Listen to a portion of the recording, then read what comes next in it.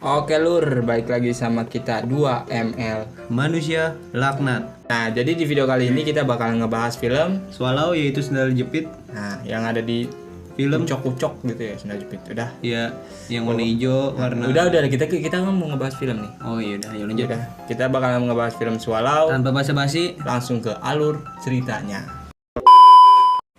Film diawali dengan memperlihatkan acara makan malam orang-orang kaya. Makan malam ini diadakan sebagai bentuk penyambutan dari seorang ayah kepada anaknya yang diangkat menjadi direktur, yang dimana anak orang kaya itu bernama Richie dan ia mempunyai seorang istri yang bernama Hunter. Ayah Richie adalah seorang bos yang dimana dari salah satu perusahaan paling ternama di kotanya. Saking kayanya, Richie juga dibelikan sebuah rumah oleh ayahnya untuk tinggal bersama Hunter. Malam pertama mereka di rumah baru tentu saja diisi dengan mantap-mantap. Kebetulan Richie juga sangat menginginkan seorang anak dari Hunter. Esok harinya, Hunter hanya mengisi setiap waktu dengan menonton TV, menggambar, dan juga bermain game. Semenjak dinikahi oleh Richie, bisa dibilang Hunter adalah salah satu orang yang beruntung. Meskipun begitu, Hunter merasa kesepian dan tidak dipedulikan oleh Richie yang hanya sibuk mengurus perusahaannya saja. Hal itu terlihat ketika Hunter mengajak suaminya mengobrol saat makan malam, tapi Richie malah sibuk dengan HP-nya sendiri. Sian, mana masih muda, belibet kan gue ngomong. Pada pagi hari, Hunter mengetahui bahwa dirinya sudah positif hamil, bukan positif corona ya, dan mengandung anak dari Richie. Tentu saja berita ini merupakan berita bahagia bagi Richie. Namun ekspresi bahagia tidak sama sekali ditunjukkan oleh Hunter. Malam itu juga Richie mengadakan makan malam dengan kedua orang tuanya. Ia pun memberitahu bahwa Hunter telah positif hamil. Mendengar hal itu, kedua orang tua Richie sangatlah antusias untuk menyambut kelahiran cucu pertamanya. Selama makan malam, Hunter hanya bisa mendengarkan cerita-cerita dari kedua orang tuanya Richie. Sedangkan ia tidak pernah motor anjir. Lanjut dah. Ia tidak pernah diberi kesempatan untuk bercerita. Sekalinya kesempatan itu datang, orang tua Richie malah cuek dan langsung membahas perkembangan bisnis bersama Richie. Oleh karena itu, Hunter udah nggak tahu mau ngapain lagi. Lalu ia melihat tumpukan es batu yang berada dalam gelas. Ia pun merasa tergiur dengan tekstur dari es batu itu. Nggak pakai lama, es batu yang ada di gelas itu langsung dikunyah sama Hunter. Kemudian, Hunter yang hanya berada sendiri di rumah mengisi waktunya dengan menyiapkan kamar bayi. Tidak lama dari itu, ibu dari Richie masuk ke kamar dan memberikan sebuah buku kepada Hunter. Ibu Richie menjelaskan bahwa dengan membaca buku itu akan meningkatkan rasa motivasi untuk diri sendiri. Setelah itu, Hunter merasa penasaran dan langsung baca buku yang ia dapat. Saat membaca, ia menemukan sebuah quotes yang berbunyi, "Setiap hari coba melakukan sesuatu yang tidak terduga. Dorong dirimu coba hal-hal baru." Dari kalimat quotes inilah perilaku Hunter mulai berubah. Ia selalu memikir kalimat itu dan melakukan hal-hal yang tidak terduga. Hal pertama yang dilakukan Hunter adalah memakan sebuah kelereng secara utuh. Anehnya Hunter malah merasa senang setelah memakan sebuah kelereng. Perilaku Hunter semakin tidak terduga saat ia mengambil kelereng itu dari kotorannya ia sendiri. Setelah diambil, ia menaruh kelereng itu di sebuah kotak kaca. Kemudian dia melanjutkan kegabutannya seperti biasa. Saat lagi asik menonton, tiba-tiba ibunya Richie menelpon dan menyuruh Hunter ke rumahnya. Ibunya bertanya kepada Hunter, sebenarnya apa pekerjaan Hunter ketika ia belum menjadi istri Richie? Lalu Hunter menjawab bahwa pekerjaannya adalah menjadi sales perlengkapan toilet. Mendengar hal itu, ibunya Richie berkata bahwa Hunter beruntung menikah dengan anaknya. Setelah selesai mengobrol, Hunter kembali melanjutkan tugasnya sebagai seorang istri. Saat sedang membersihkan debu, Hunter menemukan sebuah paku yang menempel di vakum cleanernya. Tanpa berlama-lama, Hunter mencoba untuk menelan paku itu secara mentah-mentah. Saat menelan paku itu, ia tidak sanggup untuk menahan rasa sakitnya. Hal itu membuat lidahnya Hunter terluka dan berdarah. Namun ia pun memaksa untuk menelan paku itu dan menahan rasa sakit yang tak terduga. Namun Hunter tidak merasa takut, melainkan ia merasa bahagia setelah menelan barang-barang aneh. Dia juga nggak mikirin gimana kabar bayinya yang dikasih kelereng sama paku. Pada malam itu juga, Hunter merasa sakit perut yang luar biasa. Kotoran yang dikeluarkannya juga berdarah-darah dan membuat Hunter panik. Saat ia membersihkan darahnya itu, Richie malah mengetok-ngetok pintu kamar mandi. Hunter juga terlihat gemetar saat ditanya oleh Richie apa yang terjadi. Tapi untungnya, Richie nggak sadar kalau Hunter menggenggam sebuah paku. Paku yang sudah berhasil ditelan sama Hunter langsung ditaruh di kotak kaca. Tidak puas sampai di situ, Hunter mencoba untuk menelan baterai. Makin lama, dia makin doyan untuk makan barang-barang yang aneh. Buku yang diberikan oleh ibunya Richie juga dimakan oleh Hunter. Saking asiknya baca buku, sampai-sampai itu buku jadi bahan ngemil. Lebih parahnya lagi, ternyata udah banyak barang yang ditelan oleh Hunter. Pada esok harinya, Richie mengajak Hunter mengecek kondisi bayi yang ada di dalam perut Hunter. Saat diperiksa, terlihat ada kumpulan benda-benda padat yang berada di dalam perut Hunter. Ketika itu juga, Hunter langsung diberikan tindakan medis. Barang-barang yang sudah ditelan Hunter mulai dikeluarkan secara perlahan. Benda-benda berukuran tidak lebih dari 5 cm pasti ditelan sama Hunter. Setelah selesai operasi, Richie langsung memarahi Hunter. Ia bingung kenapa Hunter harus makan barang-barang tersebut. Padahal kalau dia minta makanan, pasti dibeliin sama Richie. Scene pun berpindah ke ayahnya Richie, yang dimana ayahnya Richie menyewa seorang psikolog untuk membantu Hunter menjadi normal. Hunter pun ditanya oleh psikolog mengenai latar belakang keluarganya. Hunter pun menjawab bahwa kehidupannya waktu kecil berjalan normal seperti biasanya. Kedua orang tuanya sangatlah baik dan membesarkannya dengan penuh kasih sayang. Ia juga ditanya mengenai perasaannya setelah menelan barang-barang aneh itu. Tanpa ragu, Hunter menjawab kalau ia suka dengan teksturnya saat berada di dalam mulut, terutama barang yang terbuat dari besi ataupun logam. Richie yang terlalu sibuk juga tidak bisa mengawasi Hunter setiap harinya. Maka dari itu, Richie menyewa seorang perawat bernama Luai. Luai adalah perawat dengan spesifikasi paling terbaik pada saat itu. Richie sengaja membayar Luai dengan harga mahal hanya untuk menjaga Hunter. Dari sini, Hunter makin merasa bahwa ia tidak punya kendali atas dirinya sendiri. Segala tindakannya selalu diatur oleh suaminya dan kedua orang tuanya Richie. Bahkan saat Hunter menyiapkan makanan pun harus dibantu oleh Luai. Tapi Hunter bersikeras tetap menolak dan menyuruh Luai untuk pergi menonton TV saja. Anehnya, Luai tidak pergi untuk menonton TV, melainkan malah menjaga Hunter di depan Hunter. Kemudian, Hunter yang ingin pergi ke toilet juga harus tetap diperiksa oleh Luai, dengan tujuan agar Hunter tidak membawa barang-barang yang aneh agar tidak ditelan lagi. Tidak taunya, Hunter menyembunyikan barang-barangnya tersebut di bawah WC-nya. Di dalam toilet, disitulah dia memakan barang-barang anehnya lagi. Esok harinya, Hunter dijadwalkan untuk bertemu psikolog lagi. Ia pun ditanya kenapa merasa doyan untuk memakan barang-barang aneh. Kali ini jawaban Hunter berbeda, dan ia berkata dengan menelan itu semua, ia merasa memegang kendali. Dari hal ini dapat disimpulkan bahwa Hunter hanya memakan itu apabila merasa tidak punya kendali atas dirinya. Pada malam itu, Richie yang berulang tahun mengadakan sebuah pesta di rumahnya. Namun, Hunter kaget setelah mendengar teman kantor Richie membahas mengenai perilakunya. Hunter pun merasa malu dan ia pun memarahi Richie. Jadi, bisa dibilang Richie ini mulutnya lemes. Mulut sih kayak pantat anjing. Lanjut. Singkat cerita, Hunter kembali bertemu dengan psikolog itu sekian kalinya. Pada pertemuan ini, Hunter ditanyai mengenai latar belakang keluarganya lagi.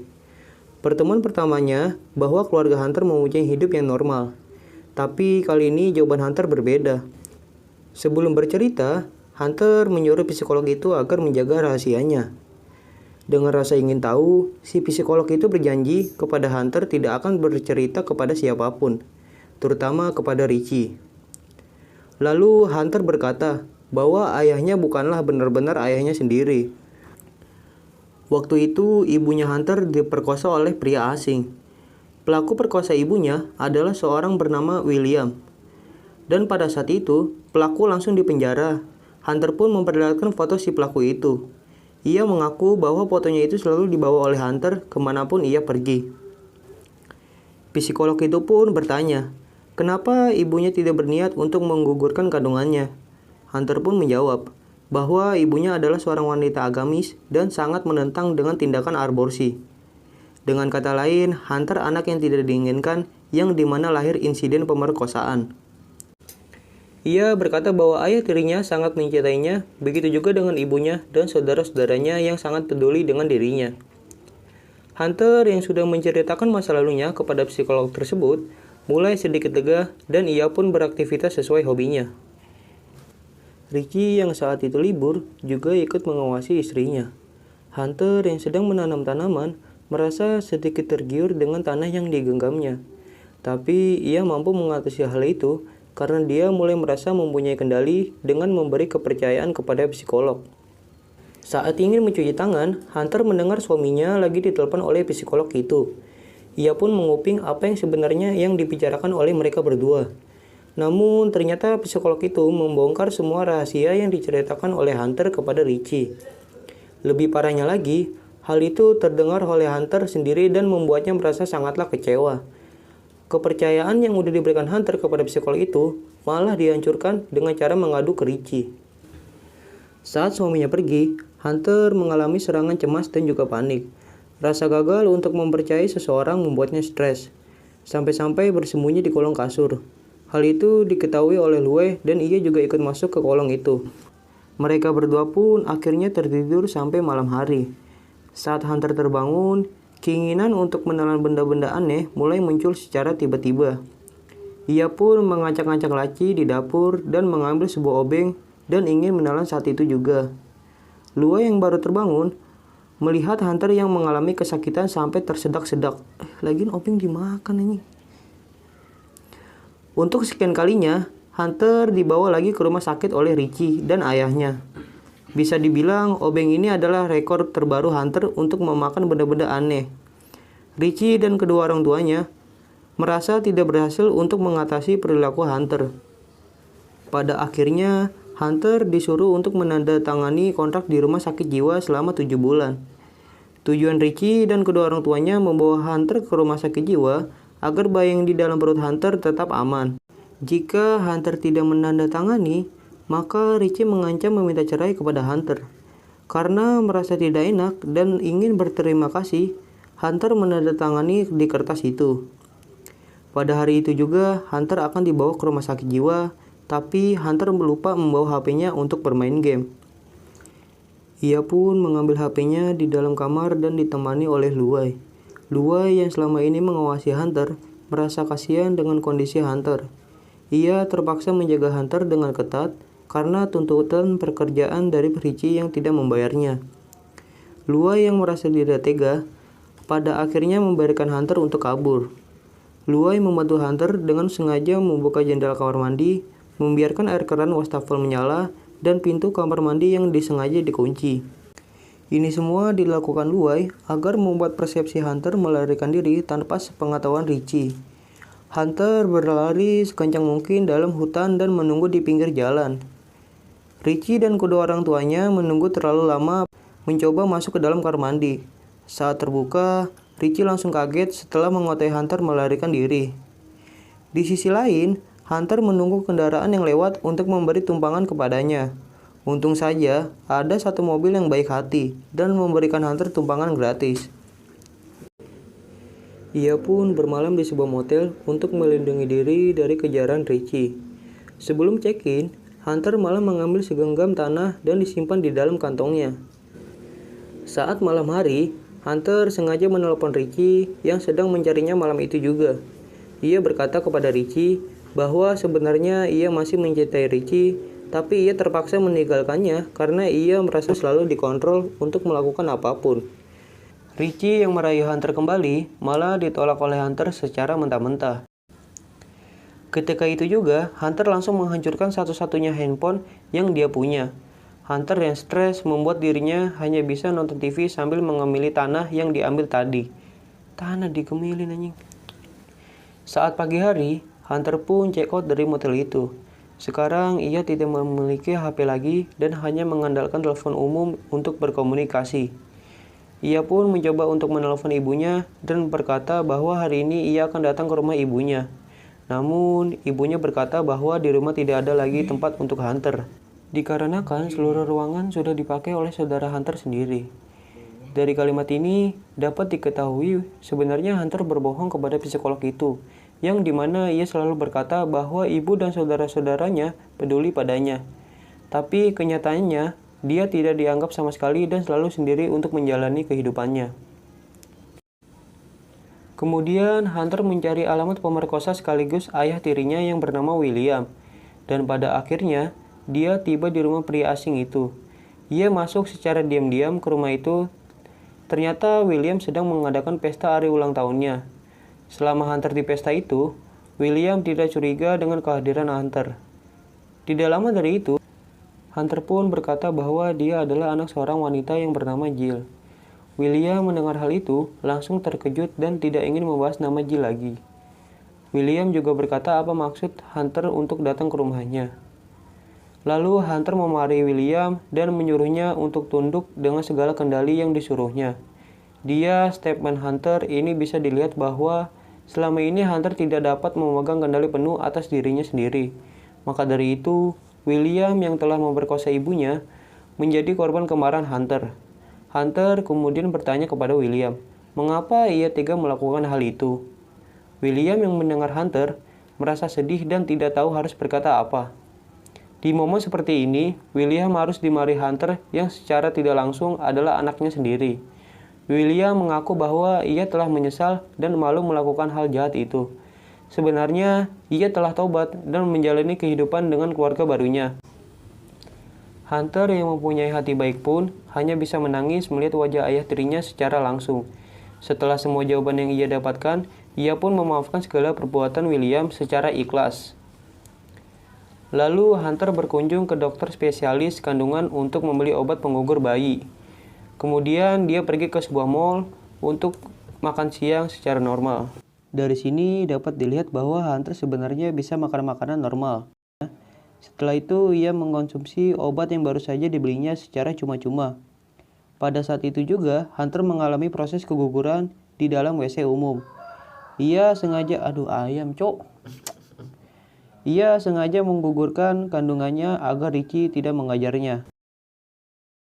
Namun, sekarang Hunter sudah memiliki kendali penuh atas dirinya sendiri, dan ia lega beban masa lalunya sudah terbongkar. Oke, segitu aja alur cerita dari film Swallow. Gantian ya? Itu. Ngomong apaan gua? Penutupnya nggak PA? Oke, pokoknya jangan lupa subscribe sama like-nya. Nah, jangan. Oke, jangan lupa subscribe sama like-nya, sama komentarnya ya. Dah, gue izin cabut berdua nih. Dadah, see you next time bro. Dah. Alay lu.